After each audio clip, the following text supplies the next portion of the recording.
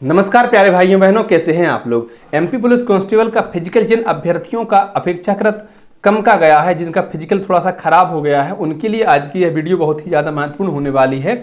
और उनमें से एक मैं भी हूँ, क्योंकि मैं अपने लाइफ में रीस्टार्ट कर चुका हूँ। और जो मेरे भाई बहन जो इस समय मुझे देख रहे हैं, सुन रहे हैं, जिन पर मेरी बात का थोड़ा सा भी प्रभाव होता है, तो आपके लिए ये वीडियो बहुत ज़्यादा ज़रूरी है। अगर मैं अपने बारे में बताऊँ आपको, तो ये जो जब नोटिफिकेशन आया था ना एमपी पुलिस का, एक जुनून सबके मन में होता है किसी ना किसी भर्ती को लेकर। तो हमारे मन में भी था पुलिस भर्ती को लेकर, बहुत टीस थी मन में कि भाई ये जब 2016 में 17 में हम लगातार फिजिकल में फेल हुए, उसके बाद 3 बार यूपी पुलिस कांस्टेबल के फिजिकल में फेल हुए, वो तो बहुत सरल होता है। तो मन में था कि भाई इस बार तो निकालेंगे, क्योंकि इस बार पैटर्न बदल चुका है, अब इसमें कोई फेल नहीं होगा। जब इसमें कूदे तब पता चला कि फिजिकल तो पहले से ज़्यादा कठिन हो चुका है। मैं बात कर रहा था कि जब नोटिफिकेशन आया था उस समय अगर हम पढ़ने की बात करें ना, कैलेंडर में मेरे में लिखी हुई हैं वो बातें, जिन रातों को मैं जगा हूँ। इस पूरी यात्रा में 10 रातें ऐसी थीं जब मैं सूर्य अस्त से लेकर सूर्य उदय तक लगातार जगा था, लगातार पढ़ाई करी थी, तब पेपर निकला था। यकीनन आपने भी पेपर निकाला था तो उसके लिए मेहनत करी होगी, हमने भी करी थी। इसको छोड़िए, जब पेपर निकला 87% में अपना नाम आया कि अपन भाई पक्के वाले पास हैं। इसके बाद फिजिकल की बात करें तो 11 किलो वजन कम हुआ था। 11 किलो वजन कम किया था मैंने। मेरे दोस्तों ने इसमें बहुत ज़्यादा सहयोग दिया है। पुष्पेंद्र यादव, शिवम, उस्ताद विनय, मेरे तमाम दोस्तों ने बहुत हौसला दिया, बहुत साथ दिया, इवन हाथ पकड़ के दौड़ाया। तो इस यात्रा में 11 किलो वजन कम हुआ। और जो फिजिकल मेरा 40 का बनता था, उन्होंने यहाँ पर 65 का बना के खड़ा कर दिया। वहाँ पर 5-7 नंबर कम हो गए, 67 का बना, माफ करिए 57 का बना, तो वहीं जिंदगी में पीछे हो गए। लेकिन मैं जो महत्वपूर्ण बातें करने वाला हूँ, ठीक है, जो हो चुका था, हम कितनी मेहनत कर सकते थे वो यहाँ पर हमने करी है।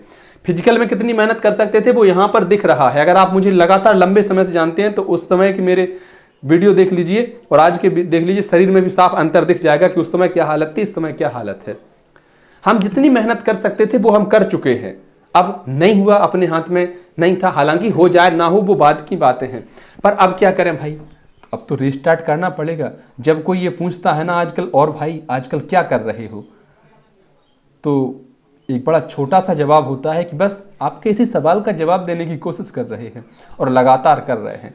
क्योंकि मैंने भी आज से तैयारी वापस से शुरू कर दी है। अगर आप कहें कि आपकी परिस्थिति अलग है, हमारी परिस्थिति अलग है, हमारी रेलें नहीं चल रही। जैसे आप हैं और आपसे भी कमज़ोर हम हैं।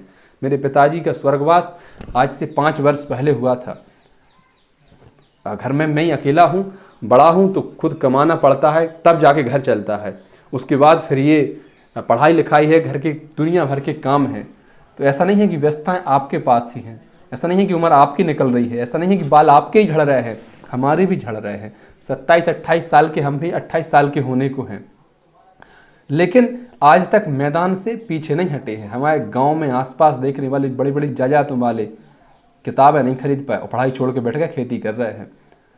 हम फिर भी उनसे बेहतर हैं कि मैदान में डटे हुए हैं। हमने परीक्षा पास की थी, फिजिकल तक पहुँचे, फिजिकल में बेहतर करने की कोशिश की। ये कम है क्या? ये तो मैं अपने उन भाई बहनों से कह रहा हूँ जिनको मेरी बातों पर जिनका भरोसा है, जो मेरी बातों को मानते हैं, सुनते हैं, समझते हैं। क्योंकि आने वाले समय में लगातार कई सारी भर्तियाँ आने वाली हैं। आप कहेंगे कौन सी? जिनके फॉर्म भर चुके हैं वो भी कम नहीं हैं। जैसे फॉर्म भर चुके हैं आपके एसएससी जीडी के, एसएससी जीडी के फॉर्म भरे, आने वाले समय में इसकी परीक्षा होनी है। इसके अलावा देखिए एनटीपीसी, एनटीपीसी में कौन कौन, आपकी ग्रेजुएशन लेवल भी है और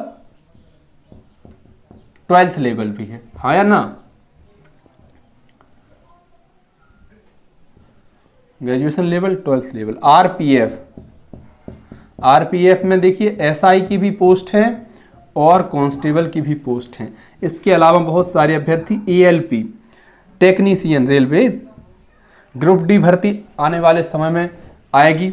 और एमपी में अगर बात करें तो लगातार ये चर्चाएं तो चल रही हैं कि एमपी पुलिस भर्ती भी आनी है, वन रक्षक की भर्ती भी आनी है, वन रक्षक जेल प्रभारी, एमपी पुलिस में सब इंस्पेक्टर की भी भर्ती होगी।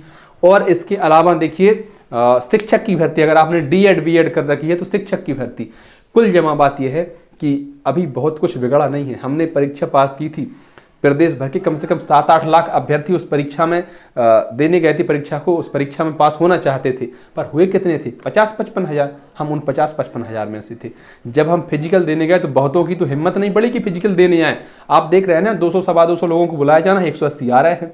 30-40 लोग प्रतिदिन प्रत्येक ग्राउंड पर गैर हाजिर हो रहे हैं। तो उनमें तो इतनी भी हिम्मत नहीं है कि ग्राउंड पर आ सके। किसी भी कारण से, भले ही वो नौकरी कर रहे हों या कुछ और कर रहे हों, बहुत सारे अभ्यर्थी फेल हो जा रहे हैं। आप खुद देख रहे हैं 30 जो न्यूनतम स्कोर रखा गया है फिजिकल का, कम से कम 30 नंबर चाहिए, लोग इतने भी नंबर नहीं ला पा रहे हैं। हम उनसे तो बेहतर हैं, कहाँ खराब हैं हम। ठीक है, किस्मत साथ नहीं दे रही है, कहते नहीं है कि एक तंज गलत है कि मैं भिखारी हूँ, मैं अपने वक्त का हारा हुआ जुआरी हूँ। जब वक्त बदलेगा तब जवाब देंगे। यकीनन आपको रीस्टार्ट करना पड़ेगा, क्योंकि मैं ये अहंकार में नहीं, आत्मविश्वास में कह रहा हूं कि अगर मैं कर सकता हूं तो प्रदेश का, देश का कोई भी मेरे भाई बहन कर सकते हैं, कोई भी युवा कर सकता है। कोई बहुत बड़ी बात नहीं है। रीस्टार्ट करिए, अब फिर से अपनी किताबें खोलिए, फिर से दौड़ना कूदना भागना शुरू कर दीजिए, ताकि जब भर्ती आए आप उस भर्ती में और अधिक अनुभव के साथ खड़े हो सकें।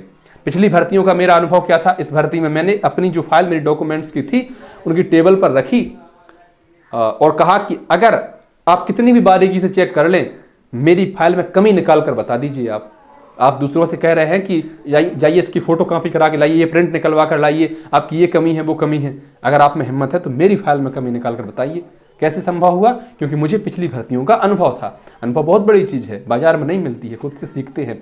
हालांकि ये बात अलग है कि खुद के अनुभवों से अगर सीखते रहेंगे तो उम्र ही छोटी पड़ जाएगी, दूसरों के अनुभवों से सीखना चाहिए। अब एक और नया अनुभव हो गया है कि हम दौड़ेंगे कैसे। जब नंबर का सिस्टम अगर होगा अगली भर्ती में, तो दौड़ कूद और ये सारी गोला फेंक, ये सब इवेंट अपन कैसे करेंगे, कैसे खुद को हैंडल करेंगे, कैसे प्रेशर को हैंडल करेंगे। धन्यवाद प्यारे भाइयों बहनों, आशा करता हूं कि यह वीडियो आपको अच्छी लगी होगी। अच्छा, एक और बात सुनिए, अगर आप में से किसी को लगता है कि भाई आपके साथ तो यूट्यूब है, आपके साथ यूट्यूब है जो आपकी सोर्स ऑफ इनकम है, तो इससे आप कुछ भी कर सकते हैं। चूंकि ये पढ़ाई से जुड़ा हुआ चैनल है, आप इसलिए इससे जुड़े रहते हैं। मैं एक बात कहूँ आपसे, चलिए खुलकर आज बात ही कर ही लेते हैं इस पर भी, क्योंकि पहले सोचकर तो नहीं आया था कि इस पर भी अपन चर्चा करेंगे। लेकिन देखिए भाई बहनों, यूट्यूब चैनल आप भी बना सकते हैं, कोई बहुत बड़ी बात इसमें नहीं है। अगर आप मुझे देख रहे हैं, इसका मतलब है कि आपके पास एंड्रॉयड फ़ोन है, उसमें इंटरनेट है, तो कैमरा भी होगा। कुछ भी बनाइए, कुछ भी का मतलब है कि जो आपको पसंद हो। हर व्यक्ति को कुछ ना कुछ पसंद होता है। किसी को घूमना पसंद है, ब्लॉगिंग करना पसंद है, किसी को खाना पसंद है, किसी को जो है नाचना पसंद है, किसी को गाना पसंद है, किसी को हारमोनियम बजाना पसंद है, किसी को ढोलक बजाना पसंद है, किसी को राजनीतिक विश्लेषण पसंद है, किसी को खेल विश्लेषण पसंद है। कुछ ना कुछ तो पसंद होता है ना। कॉमेडी करना, चुटकुले सुनाना, कहानी सुनाना, कविता लिखना, कविता सुनाना, कितनी सारी चीजें हैं जिनको आप दूसरों को दिखा सकते हैं। और मैं दावे से कह सकता हूं, 1 साल के बाद आप कितना पैसा कमाएंगे ये तो नहीं कह सकता मैं, लेकिन आपकी कम्युनिकेशन स्किल बहुत बेहतर हो जाएगी। आप मुझसे पूछेंगे कि आप कितना कमा लेते हैं, मैं कहूँगा बिल्कुल नहीं कमाते। लेकिन जिस दिन मैं फिजिकल के लिए जा रहा था, प्रदेश भर में मेरे हजारों भाई बहन मुझे शुभकामनाएं दे रहे थे।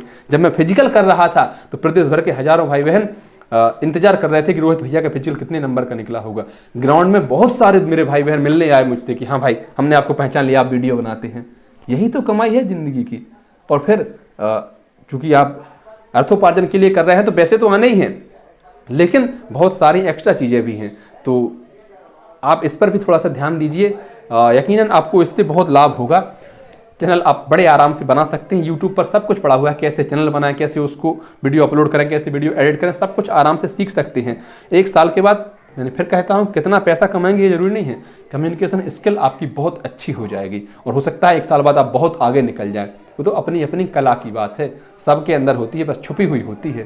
धन्यवाद प्यारे भाइयों बहनों, वीडियो आपको अच्छी लगी हो तो लाइक कर दें, अपने अन्य साथियों तक साझा कर दें और अगर आप चैनल पर नए हो तो सब्सक्राइब कर दें। आभार।